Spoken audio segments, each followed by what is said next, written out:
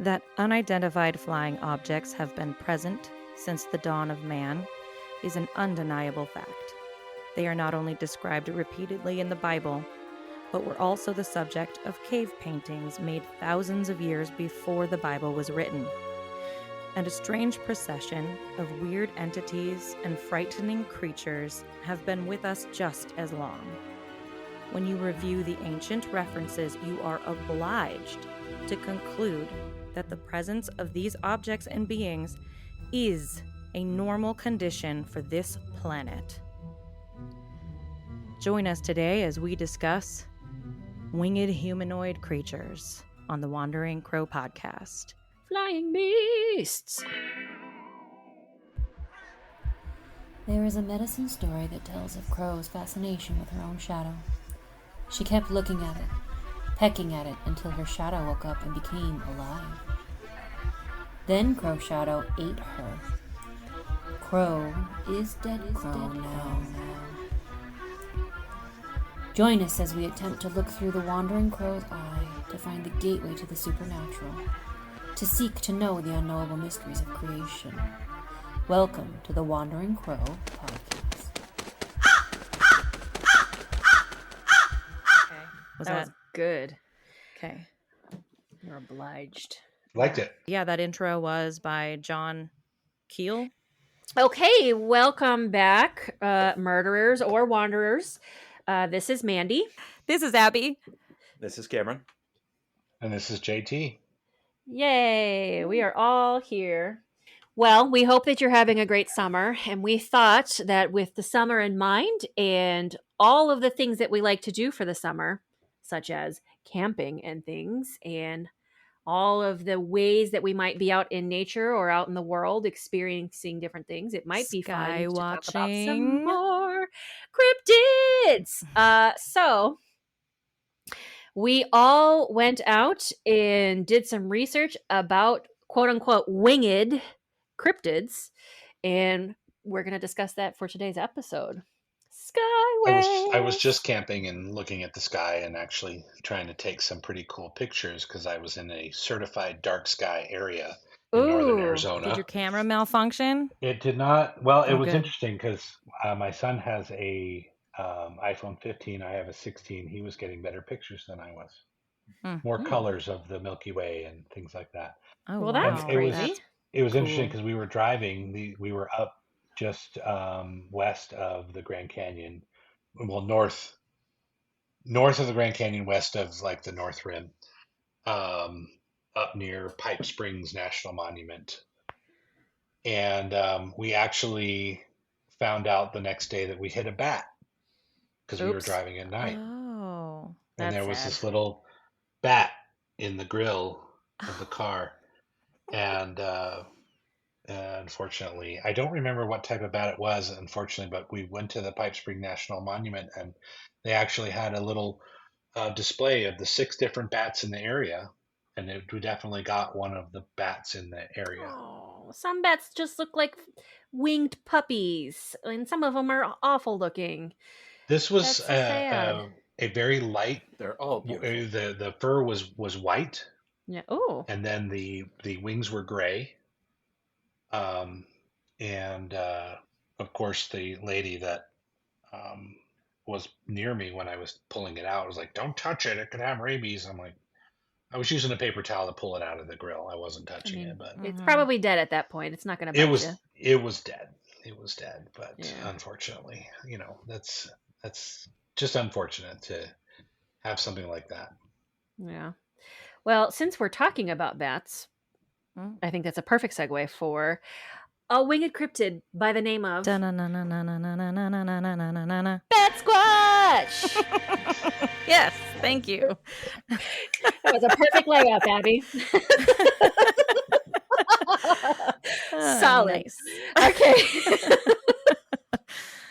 All right, so Bat Squatch, huh? Yeah. So I kind of had been doing, okay, so I just want to say right off the bat that I did a lot of Cryptid Wiki, which is actually one of my favorite places for looking up different kinds of cryptids because it's got such a great accumulation of data. I just wish it was organized a little bit different sometimes. But in this case, it really helped the sister out. So there's a few different creatures that I kind of lumped together as sort of these Bat Squatch type things, but specifically, okay, so I'll just say it since I already laid that up. Bat Squatch, the Ahul, the Orang Bati, and the Ikik Bat. And I don't know if I'm pronouncing that right. It's Iquique. Ikike? Ikik? I don't know. Bat Squatch is a flying cryptid that was allegedly seen near Mount St. Helens in the 1980s. It resembles a flying primate, which is similar to the Ahul and the Orangbati of Southeast Asia. Its name is a portmanteau derived from the words bat and Sasquatch, which I think we all were able to figure out on our own. A witness allegedly took several pictures of the creature. However, these pictures have not yet been analyzed and thus cannot prove the creature's existence, which is weird because this happened in the 80s. I would think by now those pictures could have been analyzed, but I digress. So in this description, it says it had yellow eyes, a dog-like muzzle, blue fur, sharp teeth, bird-like feet, and leathery bat-like wings that spanned up to 50 feet. I read a different description that said that it had red eyes. Okay. And so we'll get back to that. Bat Squatch is said to be 9 feet tall and has the ability to affect car engines, which is also a very interesting thing. So I guess the Japanese also have heard of Bat Squatch, and so they've sort of used it and created some like pop culture around it. And according to the Japanese, Bat Squatch can be as large as 22 feet tall. Wow. But this is, they think, maybe a mistranslation, as no Bat Squatch of this size has ever been sighted. All right, so sighting of the Bat Squatch began in the 1980s, shortly after the eruption of Mount St. Helens. Reports from this period describe it as a monkey-like creature with red eyes. Notice that the description has changed, and wings that flies through the plume. In April of 1994, Brian Canfield was driving in Washington's Pierce County when his truck suddenly died. He said that a large creature landed in front of him and that it was a human-like, 9-foot-tall creature with bat-like wings, and that it also sported a coat of blue fur. As his report became well known, a series of other reports followed. A person named Butch Whitaker reported that he was in a private plane in the vicinity of the Canfield's encounter. He encountered a Bat Squatch while it was flying. Some truck drivers who were hauling logs in Oregon reported a collision with a Bat Squatch. Apparently it was seen and described as being 15 feet tall with purple eyes and nose and small wings. Did they have to pull it out of the grill of their truck? I'm wondering, like, if you hit it, where is the evidence, friends? Right. Then in 2009, near Mount Shasta in California, several hikers witnessed a huge, quote-unquote, creature with leathery wings. Apparently the wings, this was in 2009, so this was actually pretty recent. And the wings apparently had a span of 50 feet. They saw it fly out of a crevice in the mountain. At first, the eyewitness described the creature as having a head similar to a pterodactyl. However, upon reconsideration, they claimed that it was more like a flying fox bat. Then, in 2011, a man was walking his dog in his yard. Must be a pretty big yard to be walking your dog. When he went to pick up the dog, he saw something in the sky. He said the following: "I saw something flying in the sky. It had bat wings, blue fur, and a face similar to eyes glowing red. It was about 9 feet tall, at the least. After I watched, it just flew away." And then lastly, in 2014, at Archbishop Hoban High School in Akron, Ohio. Ohio! Isn't that a place where there's a lot of Mothman sightings?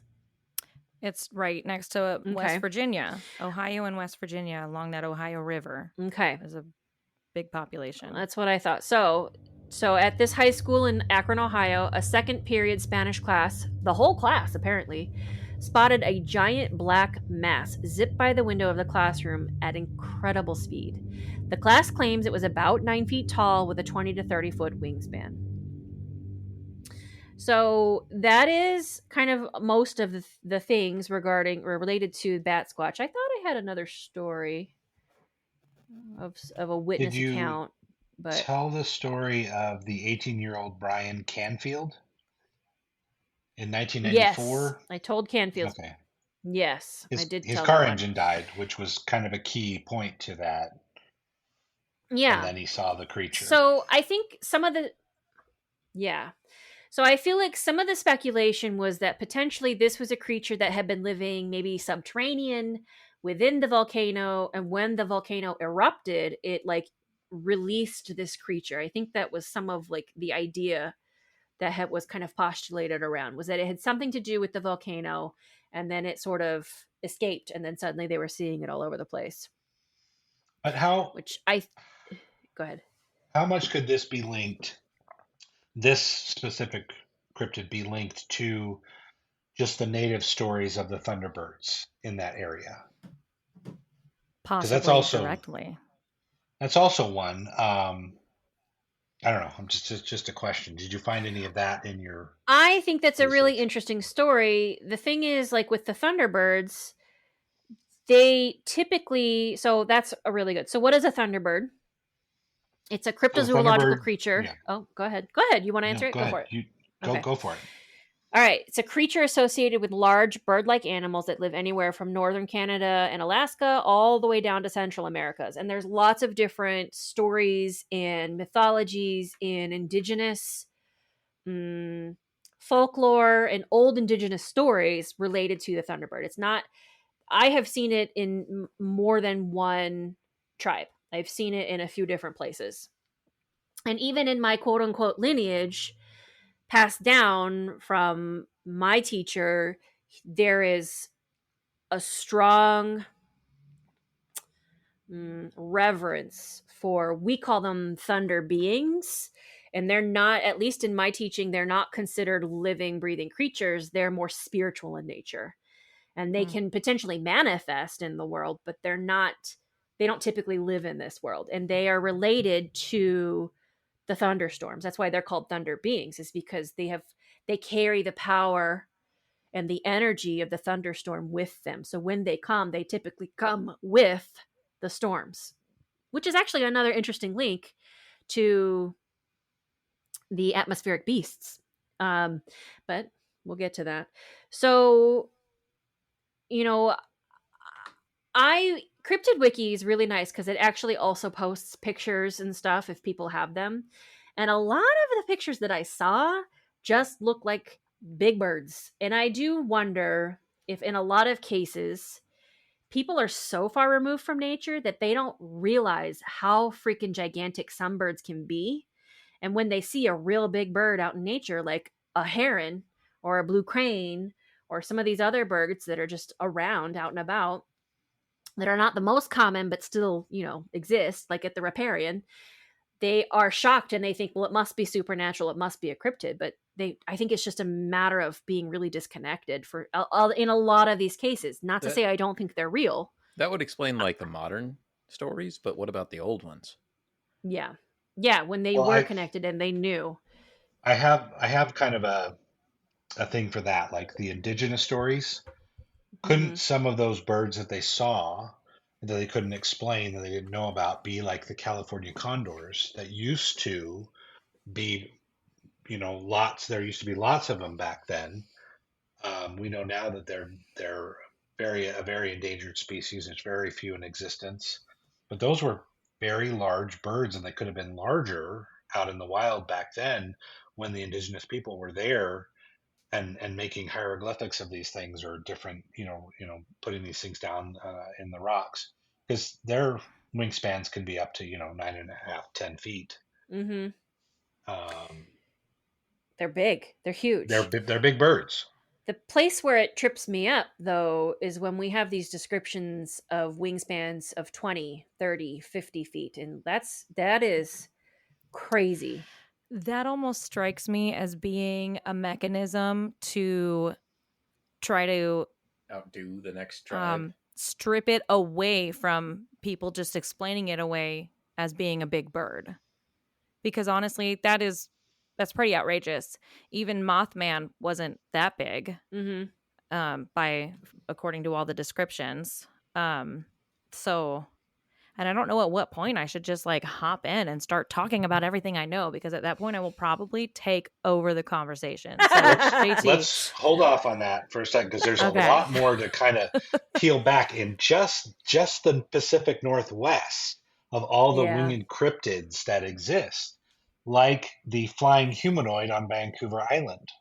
What's In that? 2018, a group of 4 people in a backyard on Vancouver Island, British Columbia, reported 2 encounters. First, in winter, one witness saw a large black winged creature haunch behind a tree, covering its face with its wing before vanishing. Later, April 7th, 2018, the group saw a massive bird-like creature take off from a tree, described as far larger than any known bird.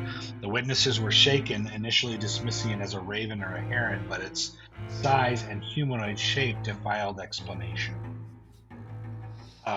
There's also, if I can get down to my notes on this one, did you see anything, Amanda, about the Piazza bird? Piazza cryptid? No. Nope. Not that one. There's just so many. This is such a rich field of organisms and creatures. Well, and the Because I know that there's so Thunderbird. much on the Mothman. The Thunderbird too. Apparently, that was sighted as recently as 2018. Did you Oh. already Right. cover that one? Wow. The Thunderbird, but not the It- 2018 sighting. It came up. Yeah, in we're kind Alaska. of covering that with this. The Piazza bird, or a similar creature, appears in some Pacific Northwest indigenous stories, possibly conflated with the Thunderbird lore. So in some Coast Salish tales, a creature resembling the Piazza. Now, the Piazza bird, there's actually a mural in Illinois, and it's been refreshed a couple of times. It's basically a winged demon, that they call it. It's just described as a big mass of birds that snatches prey from rivers. There is a 19th century account from Washington's Skagit River area mentions a winged demon painted on cliffs similar to the Illinois Piazza mural, though no modern sightings are well documented. So then there's the Thunderbird. So Cameron, did you have anything about the Thunderbird, or what was your research about? Well, yeah. So recently there was a sighting of a gigantic bird sighted in Alaska, January Can you- 2008. Oh, that was it. That was what I wanted to hear. Keep going. Yeah. I just wanted the date. January 2018 by a woman driving. She said it had a wingspan of nearly as wide as the road. It was spotted in Wow. Pennsylvania. Wait, I thought she was in Alaska. It was also spotted in Pennsylvania in May Oh, okay. 26, 2013. So it's widespread. Okay. So it How do seems people about know the that it was the Thunderbird same is thing? that they're just equating it to being a large bird. Okay. So it might not be the same thing, but it fits that Oh. description of being 12 to 20 foot sized bird. And how many of those are there? Yeah. I Um, have a couple of stories. There was, I don't know if Cameron, you had found about the 1977 Thunderbird attack where a young boy was attacked and almost carried off. Damn, go ahead. I don't remember seeing that. I also have a bunch that I can give through like short, brief descriptions through history too. Sweet. when Okay. when it's time. The 1977 Lawndale, Illinois Thunderbird attack was a reported attack by 2 unidentified birds on a young boy. I don't know the age of the. Oh no, I do know the age of the kid. The attack occurred on July 25th, 1977, when 10-year-old Marion Lowe was playing outside. Suddenly, he was attacked by 2 large birds, one of which temporarily picked him up and carried him over 30 feet before his mother, Ruth Lowe, ran to her son's rescue, chasing the birds away and then recovering her traumatized son. Damn. Reportedly, there were several eyewitnesses who had seen the attack take place. The birds were described as having a white ring around their necks and a 4.5-foot body with each wing approximately 4 feet long. So we're talking about an 8-foot wingspan, maybe a little bit longer. And how big are eagles? Well, the condors that might be the right size. A 6-inch. Condors have a wingspan of like 10 feet. Okay, so that's about it, right? It had this white ring around its neck, 4.5-foot long body, and maybe 8 to 10 foot long wingspan because I'm including the body, so maybe like 9 feet wingspan. And then it had a 6-inch hooked bill, 3 front claws and 1 back claw, which kind of sounds eagle-like, and a large black body. That sounds like a condor to me. Yeah, let's look up I this. guess it could be. Don't I What believe year condors was have that? a Eagles? white strip around its neck. Sorry. Eagles, they? what? I believe they No, do. California What condors. year was that? 1977. Condors can be similar to eagles, where their head is white, starting at their neck. I mean, just based on a couple of Okay. preliminary pictures. I that just I'm seeing. Googled it. The California condor is a large, critically endangered bird notable for its impressive wingspan, which can reach nearly 10 feet, making it the largest land bird in North America. They are black with distinctive white patches under the wings. And they have a bare, Interesting. yellowish orange head, which doesn't match that description No, there. it doesn't match that description. And what was it? It was in Peruvian condors, isn't it? Or what is the other one? Golden. There's another bird that's also really big that sometimes gets So seen. the largest eagles Yeah. can have wingspans of up to 8 feet, and they can weigh over 20 pounds. Most species have a length of 2 to 3 feet length and 6-foot wingspan. So huge. Yeah. Huge. And if you're in the heat of the moment and you're freaking out and your memory is maybe exaggerating things, not crazy. Either eagle or condor, or those are probably just the few that are jumping right to the front of our tongues here in the moment without really becoming ornithologists. Is that the right word? I think that's right. Ornithologist, a bird scientist. Yeah. Cameron, Oh. did you have more stories? I feel like I had kind of cut you off a little bit. I actually just found the 1977 story. I did have that. Yeah. But here's another one from 1970. Andean condor. Okay, go ahead. I want to hear it. I found it in my notes. Okay, so a man named Harry McClure claimed that he knew of one of the cowboys when he was a small boy. So the cowboy told the youth that there was a creature that they shot at and had a wingspan of 20 to 30 feet. They did not kill the Thunderbird. However, when they returned to town, they were able to tell their fantastic story. They had no evidence. So no feather, no dead body, no nothing. So that made the papers, though. That was actually like big news in 1970. Oh, 1970? Mm-hmm. Oh, wasn't there another one where a bunch of cowboys saw something? I thought it was like in the 1800s. Well, there's And- older stories here. It's Yeah. all in one article. There's a lot of older stories, yeah. And they said it was what they described was a large grayish bird with like leathery wings that had like an alligator shaped head. And so the speculation is, so this is a theory that I've heard before. And that's pretty interesting when you consider all of the unexplored cave systems in the United States and how deep some of these caves could potentially go. There is this idea that maybe there's this holdover small population of pterosaur or other pterodactyl-like dinosaur that managed to survive that occasionally comes out and is seen. And that's what these things are. There's a picture floating around on the internet. Yeah? Have you seen that one? Well, no. Where they caught a dead pterodactyl in South America? Oh, no. I mean, it's so hard with AI now. It's an old picture I saw from before AI was around. So let me see if I can actually find that. I wasn't going to make that link because I think those are two different things, but You do. Oh, come back to me. I was about to say. Oh, the Tombstone Thunderbird. I knew it was Arizona. All right, I'm going to...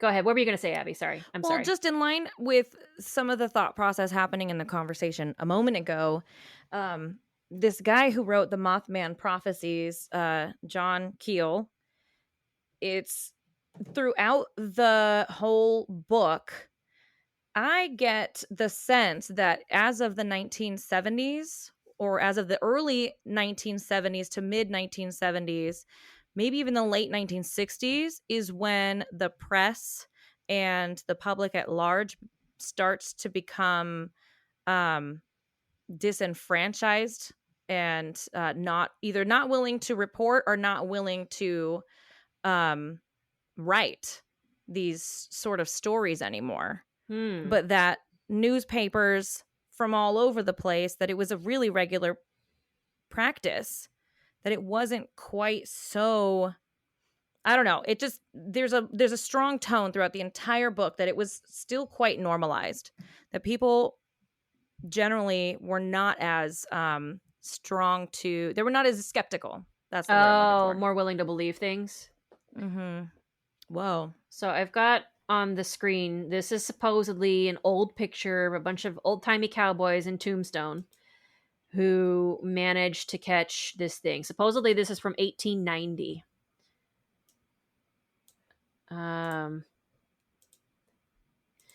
So author Joshua And Hawley. Oh, go ahead. Go ahead. Hold on. Go back to the picture. Can you not see Let's it? examine the picture. Because in 1890, they would have had to stand for like 20 minutes to get that picture. So the ones holding the wings in their arms, those should be blurry. Those shouldn't be crystal clear. Their arms would have moved a little bit throughout the picture. The reason why people are always frowning, they don't make any facial expression in those old pictures, is because it took so damn long to take the picture that it would actually create a blur. Yeah. And it was better to just not. So anyway, that's my only point. So I think that this picture isn't possible as clear as it is, and the way that they're posed. So the source that I have for my picture is kind of similar, and they're saying it's actually a copy of that picture. They're saying that the Thunderbird photograph, the real one, is missing.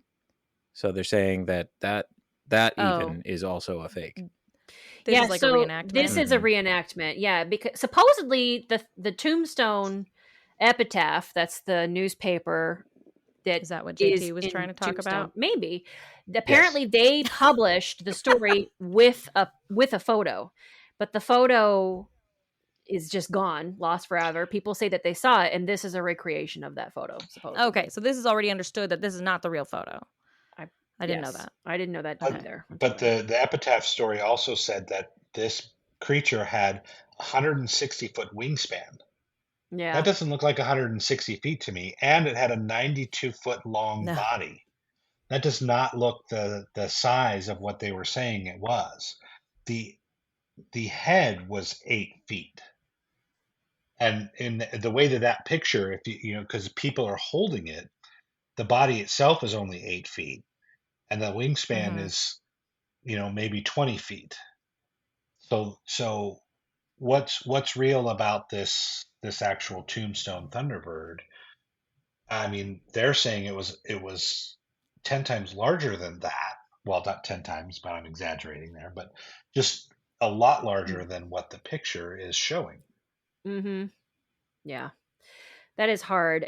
But part of it too is that they needed people to be interested. A lot of stories back in the time were really sensationalized. Like I was just listening to a different podcast where newspapers would get involved in murders and missing children's stories and would fabricate all kinds of this person did it and I don't understand why the police haven't arrested them based on literally no evidence whatsoever, because the more sensational the story was, the more papers they could sell.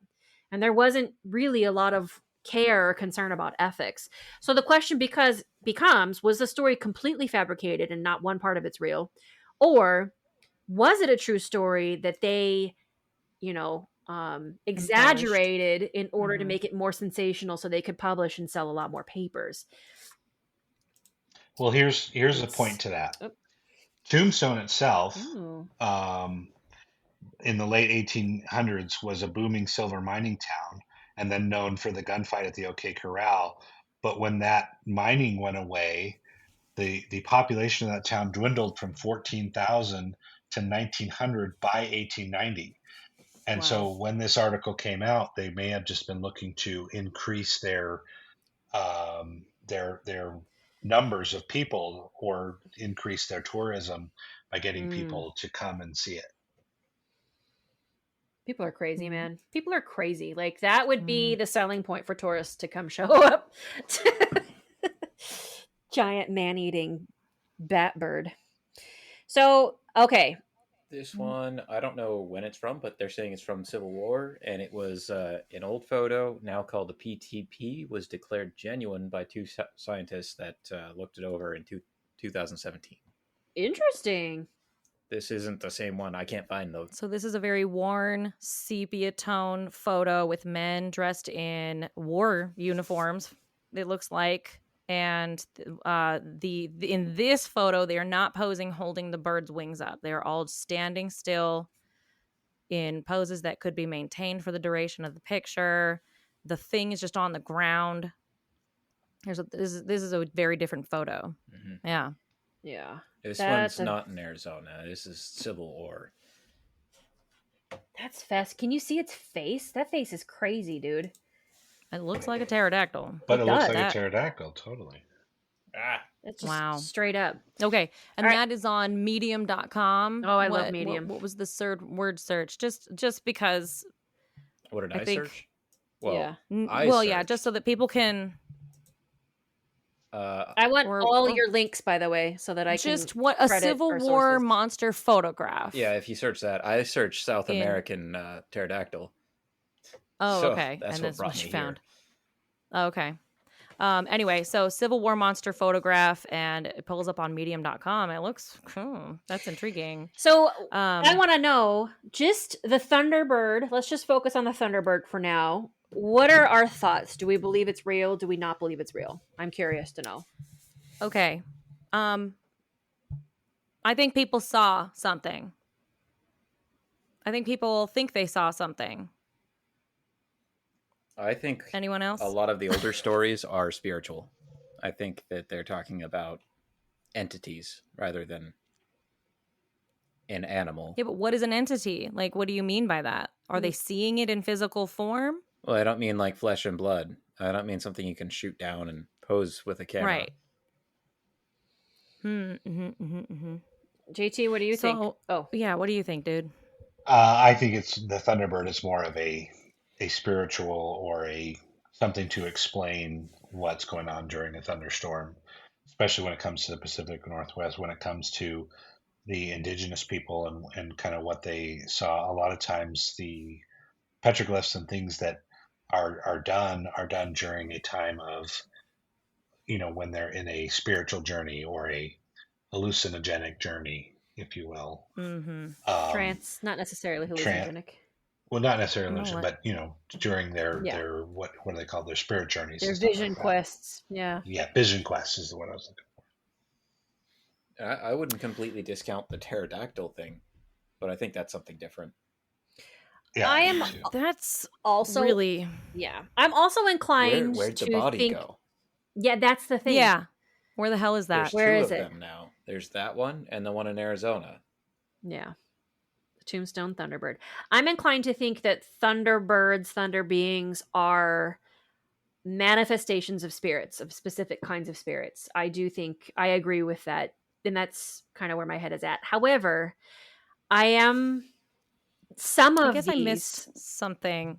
So, Cameron, were they trying to say that those pterodactyl looking things were the Thunderbird? In Arizona, they were. In the Civil They War, called they it- just called it a monster. Yeah. The Okay. Tombstone called it the Ah. Tombstone Thunderbird. They specifically called it a Thunderbird. Oh. Yeah. And then a lot of the descriptions of Thunderbirds are very pterodactyl like, which is why the idea has been floated out. Maybe it's a holdover small population of ancient dinosaurs that just managed to survive, that evade scientific study. But I don't know, man. Like, I don't know. Okay, so this is what blew my mind in this whole book is this guy basically believes that they are all the same thing, just manifesting themselves differently to different people according to what is relevant to that culture and that time frame. Going all the way back to angels and demons and vampires in England and the Salem witches that people claim they saw flying, to now you've got these giant birds that people have been talking about seeing in the sky for at least the last 100 years, if not longer. He thinks, and he noticed a pattern. This is John Keel from the book, the Mothman Prophecies. I'm so glad I read this book because it didn't sit right with me. It was hard to chew on thinking about the fact that there are different classifications of Bigfoot. And I just think that's kind of crazy. Like that just is too much for me. But then basically the way this guy poises it, he was a significant UFO and paranormal investigative journalist of his time, He's a legend. and quite a credible one. Yeah. And he observed a pattern that every time people were seeing these beastly hairy monsters or these flying things in the air, there was also usually a pattern of them seeing lights in the sky, orbs in the sky, other things in the air. And he believes that UFOs, that winged flying things, that other cryptids that we see coming out of the forest are all related to each other, but that none of them are actually extraterrestrial. Okay. That they are all from below or from a different space-time. I got to chapter 12, unfortunately. And so how many chapters are there? 19. Oh, wow. Okay. And I got really sick There's at some a point. lot. Plus, we were also researching the haunted schools at the same time. So I was kind of going back and forth and didn't manage to finish this book. Okay. But it's one of those things where he starts telling you how it ends. So, and actually there are two different versions. So in the book, he credits two couples as seeing Mothman, of the first sighting happening on November 15th, 1966 in Point Pleasant, West Virginia. But online, I found an account that I actually did find verified via newspaper. And so I don't know if he just didn't get wind of it in time for the book or if he discounted it, because he does talk about how there are so many stories. For every, 100 stories that he hears, he's only going to probably publish, a handful of them because they're the ones that seem credible to him. Okay. And so I don't know if that was an intentional choice for him to leave them out of it, but essentially it was a group of 4 men burying, one of their father-in-law in a town over. One of them saw a bird-like creature. His name was Kenneth Duncan, and I believe that was claimed to be on November 12th. So 3 days earlier. I don't think it really matters, but there are the two different versions. So on the night of November 15th, 1966, 2 young couples. You've got Mr. and Mrs. Roger Scarberry and Mr. and Mrs. Steve Mallet. They're driving around, and they're around this area of old shut down. They're actually explosives factories is what they were, or manufacturing plants. So it's a small town. There's nothing else to do, and this is what they do. They all looked into the blackness and saw 2 bright red circles. They were about 2 inches in diameter and 6 inches apart. Roger slammed on his brakes. "What is it?" Mary Mallet, a strikingly attractive brunette, cried. Oh yeah, everybody, mind you, this is from a book, so he's written all these nice little extra things. Okay. The lights bobbed away from the building, and the startled foursome saw they were attached to some huge animal. Quote, "It was shaped like a man, but bigger," Roger said later. Quote, "Maybe 6.5 or 7 feet tall, and it had big wings folded against its back." "But it was those eyes that got us," Linda declared. "It had 2 big eyes like automobile reflectors." "They were hypnotic," Roger continued. "For a minute, we could only stare at it. I couldn't take my eyes off of it. It was grayish in color and walked on sturdy man-like legs. It turned slowly and shuffled toward the door of the generator plant, which was ajar and hanging off its hinges. Let's get out of here," Steve yelled. Roger stepped on the gas, and they shot through the gates, spun onto the exit road, and headed for Route 62. Suddenly they saw it, or another one like it, standing on a small hill near the road. As they hurtled past it, it spread its bat-like wings and took off straight up into the air. "My God, it's following us," the couple in the backseat cried. Roger swung onto 92 on 2 wheels. Wait, what? Yeah, Roger swung onto 62 on 2 wheels, so that's how fast they were going. "We were going 100 miles an hour," Roger said, "and that bird kept right up with us. It wasn't even flapping its wings. I could hear it making a sound," Mrs. Mallet added. "It squeaked like a big mouse. It followed us right to the city limits. Funny thing, we noticed a dead dog by the side of the road there, a big dog. But when we came back a few minutes later, the dog was gone." Panic-stricken, the red eyes still burning into their minds, they went directly to the Mason County Courthouse and reported it to the police, and they were in hysterics and yada, yada, yada. Now, this whole book, he attempts to write it as chronologically in order as possible of all these strange events, and he does share a story where a farmer's dog, their big German shepherd, starts barking into the darkness and tears off. right around the time that somebody sees a glowing light, and the dog just disappears and they can't find him. And so it's kind of weird then to find out this is just a couple days later after this dog disappears that they're seeing this thing, and they're also seeing a dead dog on the side of the road, and the dog wasn't there when they went back with the sheriff later. Oh. I forgot to share all the older stories, the other historical stories he mentions of winged or flying humanoid things. On September 18th of 1877, creature was not a bird but a winged human form. This flying man became a local sensation, and according to the New York Times, September 12, 1880, many reputable persons saw him as he was engaged in flying toward New Jersey. He maneuvered at an altitude of about 1,000 feet, sporting bat wings and making swimming-like movements. Swimming-like movement? What does that mean? He was about 1,000 feet in the air, so he might not have even needed. Yeah, like he might not have even been. So one of the things about Mothman that seems pretty consistent in the reports is that he flies and has these huge wings and spreads them, but he doesn't flap them. Weird. He doesn't fly using his wings. Wow. So for a significant period of time, it seems it's about a month. Numerous people in this town are seeing this Mothman, and it's terrifying. So the reason why it's called Mothman is because this is 1966, late 1966, and Batman was all the rage in pop culture at the time. Okay. And so you couldn't call this thing Batman. So the newspapers riffing off of that called it Mothman, and that took over. Even though it looks like a bat. So even though it looks like, everybody, it even sounded like a bat, like what do bats sound like other than squeaking mice? Yeah. So people reported, so it was the grayish figure, the very alien-like looking face with big red eyes and the bat wings. He shares a lot of stories though where people claim they saw something that looked like a pterodactyl, something that really just looked like a huge bird. There's a lot of stories where it doesn't necessarily look exactly the same.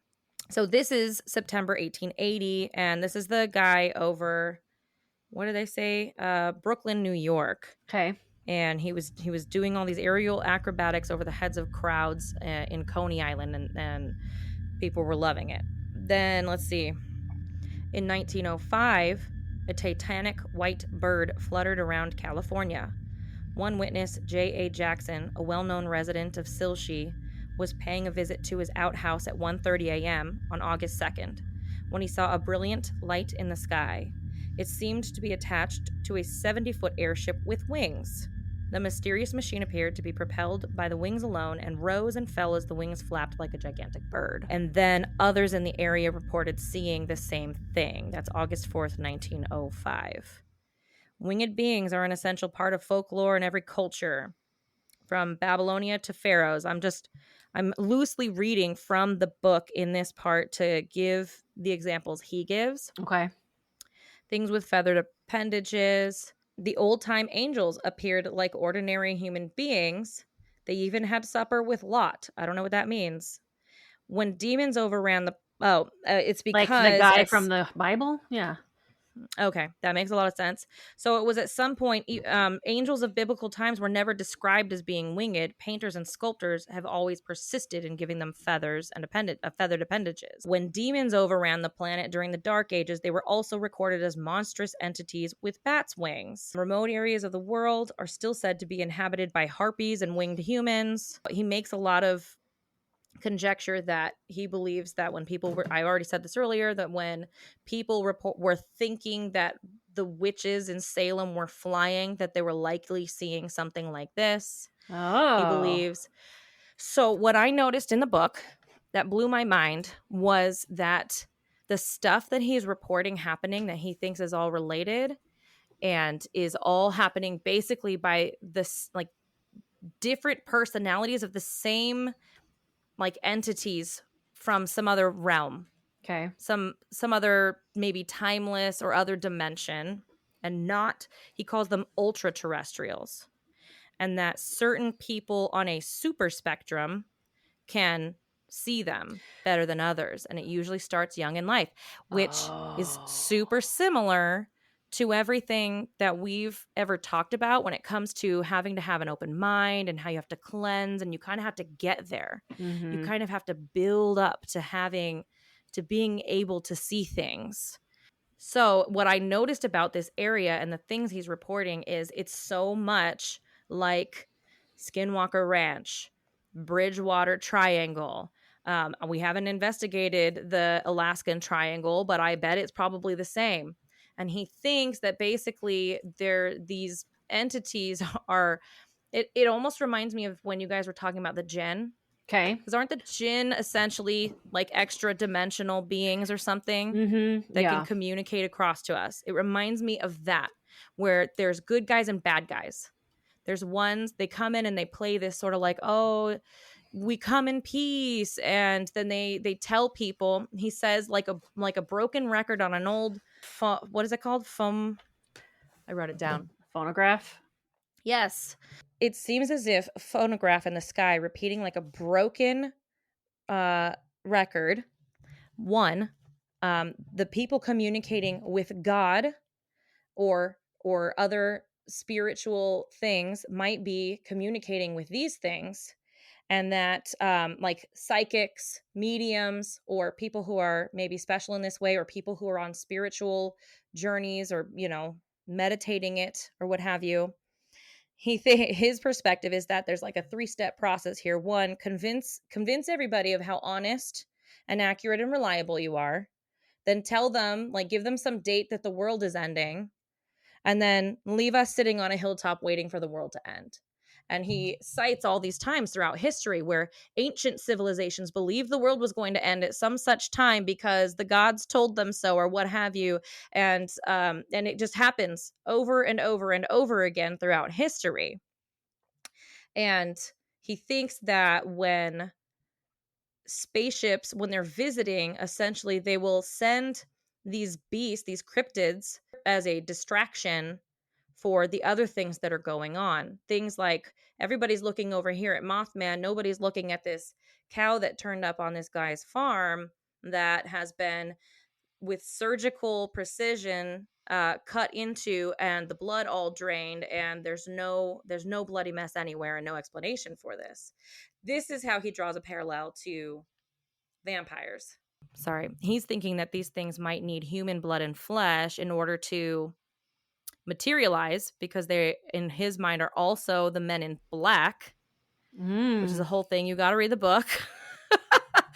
And that's what people thought the vampires were, or that's what vampires were, and people thought they were vampires, but really they were just these things. Anyway, the book is so much, and I feel like I'm just rambling incoherently and not able to adequately relate everything. But anyway, I will go ahead and stop talking about that, but I found it to be really, really interesting read. Little of the book is actually about Mothman, and it's more about his lifelong career and, everything that he's read and seen, and these patterns that he's picked up, and how he is trying to completely strip himself and deprogram himself of any sort of belief system that actually exists, and trying to understand the cosmic cause of all these things. And basically, he believes that they're all somehow related to each other. Okay. So that's a really interesting set of ideas. What do you think about all of that? I think that I love it. I think that if I'm going to give anybody credit and say that I think maybe you saw these things, then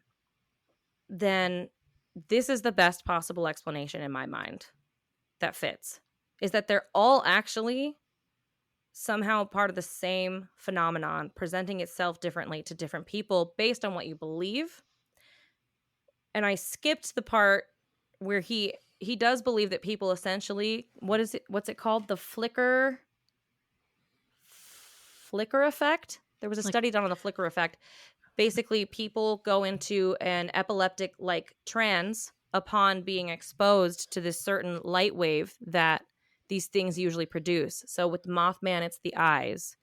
Oftentimes these extra, the spaceships have like these crazy glowing lights and radioactive kind of effects on people. So he thinks that they enter into a hypnotic trance through the flicker effect of the lights and then hallucinate everything that they see and have time slips. Oh. And Did you get, because I have a question about the book. I don't know if you've gotten far enough into the book yet, but does he bring up the Men in Black at all? Oh, she a said, lot. yeah. All throughout the book, he brings up the Men in Black. Okay. Yes, they come up over and over and over again. And so basically, I would say that most likely the movie Men in Black would be loosely based on his idea. That Okay. Men in Black are not some secret government agency, that they are actually just these beings coming in for whatever reason, harassing people and trying to cover their tracks and make people not want to talk about their stories. That's so weird. I So mean, that's a whole other topic too. Kind of like that idea better than most. I know, that's kind of how I felt. I was like, I'm kind of down. He loses me in so many places, but I was like, well, shoot, now I gotta read more things and see what I think further. But it was so intriguing. I don't know. There was I have so many notes about it that I wonder if I covered the super spectrum. He talks about a lower spectrum. Oh, so he believes that there's like a super spectrum and a lower spectrum. And that basically there's a psychic static that has been caused by the, quote, angelic dictate for everybody to reproduce. And there's too many people. And now people are he essentially believes that the UFO rhetoric is just some propaganda. He says in the 1953 decision by the CIA and the Air Force, their plan to debunk, degrade, and ridicule flying saucers was, in retrospect, the most responsible course the government could take. But they underestimated the scope of the phenomenon and its ability to manipulate humans and generate propaganda. When I read that, I was like, that is some onion stuff. That's so deep. There's so many layers. Without the context of that book, that sounds crazy. I mean, it does sound crazy, but honestly, it sounds a little less crazy because I already didn't think that UFOs and extraterrestrials could be coming from outer space. Mm-hmm. Are we all in agreement about that? I don't think that they're from other planets, honestly. I think that they're from some other dimension. There's some kind of interdimensional from somewhere on the planet. And what's everyone's thoughts on the Voyager thing that's going on right now? What Voyager thing? Oh, I don't know. I've been buried in all this research. It went to the outer limits of our solar system and apparently saw something, and some of its old systems went back online. Turned on. Yeah. That's cool. And it is actually very interesting. Saw time bend somehow. Like they measured an effect before the cause out in space. Which Voyager was that? Voyager 1 or Voyager 2? 1. And they've ruled out malfunction. They actually think that it's working better now. So does that mean that you've changed your stance on aliens and UFOs? Do you think that there could be real now, or what? So their exact or by quote, real I mean their exact quote was that it looked like they were avoiding us. It was leaving the area of our solar system, and it looked like they intentionally took a different route so as to not to come in contact with our solar system. So I think they're out there, and so I'm torn as to whether or not what to think about Voyager, which is why I was asking you. But yeah, I don't know. Maybe there's real aliens. When was this recorded? And then the aliens on our planet. It made kind of big news maybe a couple of weeks ago, last month, but it happened. I don't know how I missed that. 3 months ago. Okay, because a few months ago they were saying that it wasn't working, and then they had to do some stuff to it because a section or a processor of it went out, and they had to go back through, and basically the people kind of working on Voyager had to go back and relearn how Voyager worked because the technology is so old, and they had to do some things to actually fix it. to actually get it to work correctly and give us before. But this was, I think, before it went out of the solar system. And I think something else like failed, or that they didn't actually succeed in what they were doing. And then when it was out there, like certain systems just turned on and It started working better. spontaneously did. Interesting. Huh. Interesting. I'm gonna have to look for that and read Interesting. that. So I don't Abby's think least what favorite we've been word seeing, for us to say. I don't think what we've been seeing here has been aliens. Fascinating. I think they're out there. I feel like we're out of time, but I think that this is a good segue for atmospheric beasts, which maybe I will do a little mini episode about. But I think atmospheric beasts are real physical creatures that float in and out of our atmosphere. I think that they are actually extra. I don't think that they're terrestrial. I don't think they're Earth creatures. I think that they're extraterrestrial. And well, yeah, do you think that, that makes me alien, think of that. or do you think they're from this planet? They just don't. Like, do you think that they're from evolved separately within our atmosphere? No, I am suspicious that these creatures are like space squids or something, and that they can go in and out of our atmosphere. I have a few stories, NASA's and fun. there is another place. Like there was on Netflix. There's this show. Where did I put it? It's called The Files of the Unexplained on Netflix. Season 1, Episode 7, The Oakville Blobs. And I'm just going to, I guess, do a little teaser. Did anybody see that? Anybody see that? No. Wait, no, I was thinking about the blobs in Washington. I don't know what that is. Tell me about the Oakville blobs. The Oakville blobs were, in the 80s. It started to rain, and they're like in the Pacific Northwest somewhere. It started to rain. Okay, so and nobody really thought much about it because it always rains. And then after a little while, multiple people, this was reported by a lot of people in this little town, encountered, oh shit, it's not like one guy turned on his windshield wiper and it just smeared this thick viscous goo across his windshield.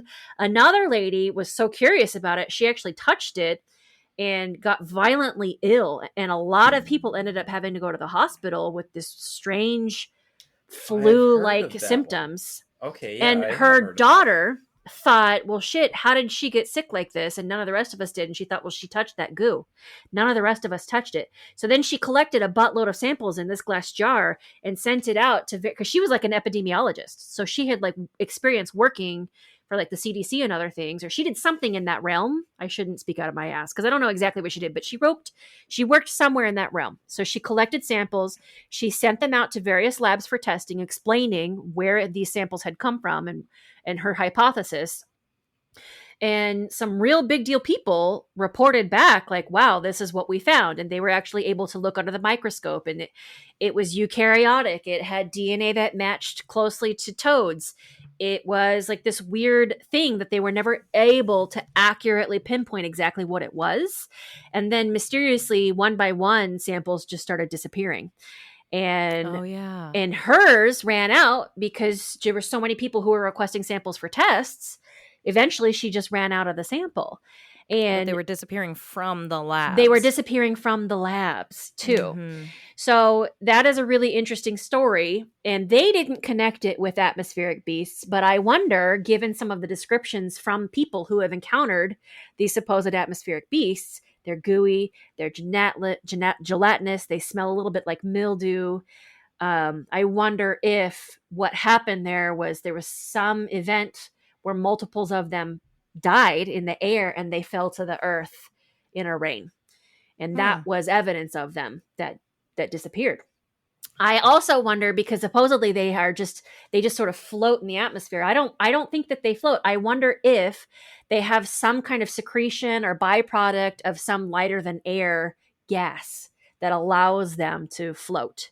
So like, what if that mildew smell or that strange smell that they have is actually some collection of gases that they can actually secrete or emit underneath themselves so that they can propel themselves upward? Kind of like a fish with that bladder that helps it to kind of keep its equilibrium in the water and swim always kind of, right side up. Like, what if there's some kind of biological adaptation?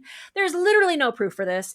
I just had wildly speculating things about these creatures. So this sounds like a whole nother episode to me. It's a whole nother we've already episode. It's started. A whole nother episode to very research, exciting. because I know. there's the Anunnaki that and the planet that's supposedly part of our solar system that comes around every 10,000, 12,000 years, that supposedly are the ones that's part of the ancient apocalypse Oh.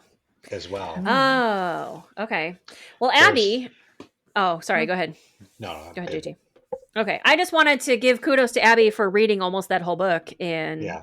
throwing I'm about to down go all back the and read it. Mothman stuff.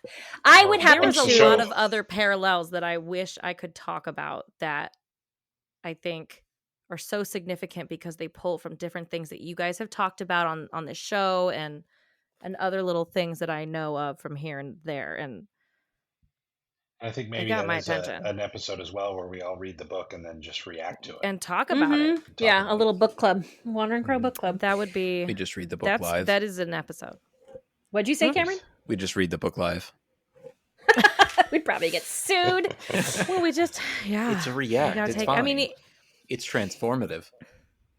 it would be less rambly where we'd be interacting back and forth rather than me trying to iterate what the book said and just word vomiting at you. I do happen to agree with the notion that these are probably all the same creature, just being perceived in different ways. That seems right.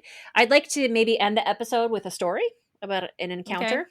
This is not a Mhm. Mothman encounter, but I think by the description of Mothman and going based off of John Keel's premise, this could be a Mothman. The Ikike giant bat. This is the name given to a strange winged creature reported by civilians and Carabineros, the Chilean National Police in northern Chile. The most notable sighting took place on December 23rd, 2010 in the port city of Iquique. Oh, so this is like totally Googleable. All right, well, sorry Chileans, I probably f***ed up the pronunciation. The sightings prompted fear and speculation due to its unusual appearance and behavior. And I think what's interesting about this particular encounter was the Chilean police observed it. They thought it was bullshit, and then they went to go investigate, and they were like, oh, something's there. We're actually going to bounce. Like, we're not going to deal with this. So,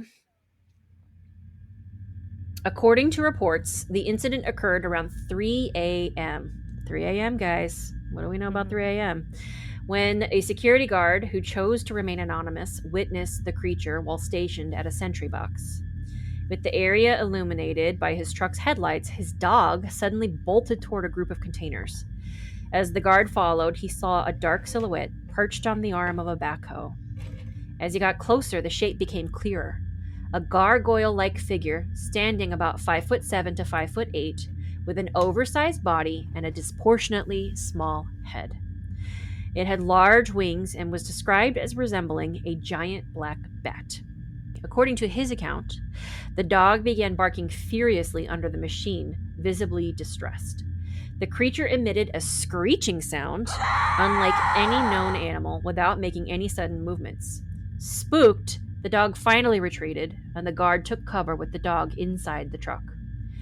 When he directed the headlights toward it again, the creature opened its wings and took flight toward the nearby hills. So the report claims that the Carabineros initially showed skepticism, but shortly after, they allegedly heard the same unidentifiable scream coming from the hills. The sound was loud enough to startle the officers, who reportedly called for reinforcements. The witness stated that both he and the dog remained shaken by the encounter. The dog refused to go outside afterward, instead hiding behind curtains at home. Oh, poor puppy. That's so sad. There had been others. The sighting triggered a wave of public interest and additional reports until at least December 27th of that year. The giant Iquique bat has since been tentatively linked to other Chilean winged entity reports, such as dog-faced gargoyles, the Chilean Mothman, Mantaman, and Puchen. And so it just kind of goes on. So I just thought that would be a fun little story to end on. I think that is probably a Mothman in Chile. Chile. I'll say it right. All right. That's fascinating. That was a good episode. Much better words. Very Josie. interesting. Gotta stop saying the I word, guys. I think Okay. Yeah, no, there was a lot about that had all the parallels to the features of Mothman. Mm-hmm. And now the question is, was there a pattern? Were there also sights of orbs in the sky, or men wearing either super tall or super little, wearing ill-fitting clothes coming to them afterward, or receiving like weird harassing phone calls or letters telling them not to stop talking about it? Yeah. I don't know. That would be the pattern. That would be really cool to find out a little bit more about that. But I just think there is something there. I think there's something to it. The fact that there are so many sightings independent of each other in multiple countries and multiple cultures. To me, it's more plausible when you have multiple cultures, each with their own distinct name for the same phenomena. That really makes me feel like, these people are discovering this thing independent of each other, which to me just, I don't know, it just makes it more credible. It means that they didn't just hear about it from somewhere else and say, oh yeah, I saw the Bat Squatch too. No, it's the Orang Bati. It's different things. Yeah. Yeah. So, and this is something that's been around for a very long time. And I would not say that this is a very quite on the forefront of known cryptids. Yeah. That anybody other than occult lovers and followers really even is aware of. That's what I would say. Mothman's pretty... I feel like I see stories about Mothman on the Inquirer, like every time I see the Inquirer. Yeah, that's the Inquirer. I mean... But like the name is out there. People know about the Mothman, at least in the United States. I didn't know about it. I did not know about it. Really? When was the last time you even saw an Inquirer? They made movies okay, about it. I think... I heard about it, I think, on one of these episodes. I think we were recording and you guys said something about Mothman and I was like, no, that's... What? That's it. I'm done. They made a movie about it. Like it was a big movie. Well, that was based off of this book, The Mothman Prophecies. Yep. So how do you feel about it now? Now that you're new to the subject, you've read the book, you've heard some stories. What do you think? Well, I love and accept the idea that it's a hallucination. that is meant to deceive you. And distract you from something else going on. And that happens all the time. It's our own government does that to us. Yeah. Okay, next episode. Gaslighting. All right, folks. This has been a very fun episode. I really enjoyed this. I enjoyed all the research we each independently did. And I hope you liked it too. This has been another episode of The Wandering Crow.